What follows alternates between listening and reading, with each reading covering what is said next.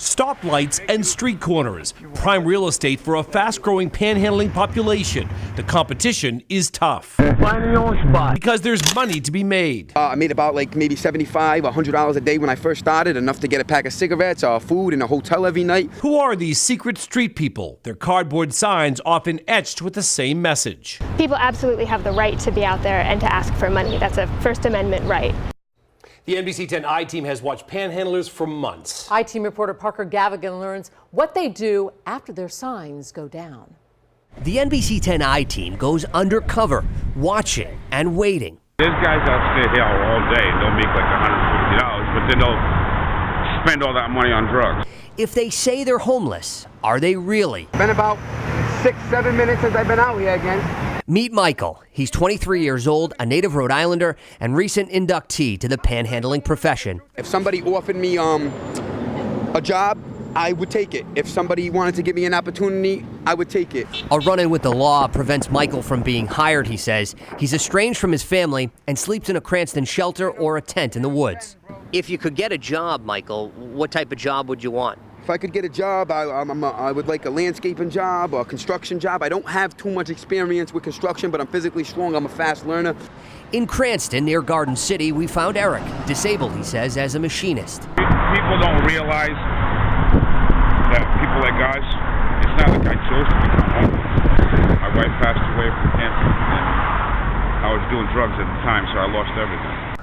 In Providence, on North Main Street, every corner has someone waiting in the wings. Shifts, really. I've been here now for a couple hours, only made $3. But not everyone holding a sign is homeless. This man is from Hawaii. I'm not homeless, no. No, I'm actually a union carpenter, but I had an operation on my wrist. And not everyone collecting money uses it for food or shelter. Most of these people are drug addicts. Remember Eric. I don't drink and I don't do drugs. We watched him and another man count their earnings and hop a bus to Providence. Now, we did observe you the other day down at Kennedy Plaza. Yeah. And it looked like you were smoking marijuana. I was smoking monkey. Smoking what? Monkey. What's that?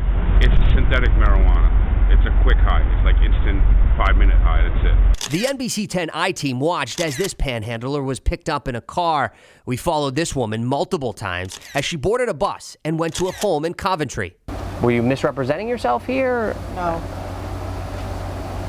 I stay here occasionally. You stay here occasionally? Yeah, I don't really want to talk anymore. The number of people who misrepresent the situation are definitely in the minority, and by and large, I don't fault them because there's not a world of difference between being homeless and being on the brink of homelessness. Outreach worker Megan Smith arms panhandlers with cards, letting them know Providence police pledged not to arrest or harass them after Mayor Jorge Alorza suspended enforcement of panhandling ordinances. Should folks stop donating to panhandlers and therefore it would stop panhandling? More than likely, it's going to take more than spare change at a street corner to end their homelessness. Karen Santilli should know. She runs Crossroads, the largest provider of services to the homeless in Rhode Island. The vast majority of people do not panhandle. The vast majority of people, families who are experiencing homelessness are not standing on street corners collecting money. There's panhandling and then there's organized soliciting. We found this official-looking group working the street corners in Providence, collecting money supposedly for homeless children. We watched them and noticed a van with Florida plates shuttling them around. When we asked them questions about where the money was going, 2 men fled on foot. 1 man hid from us in a bush and then actually crossed 95 on foot. For the NBC 10 I-Team, I'm Parker Gavigan, NBC 10 News. If you have a tip for the NBC 10 I-Team, call 401-455-9123 or send an email to iteam@wjar.com.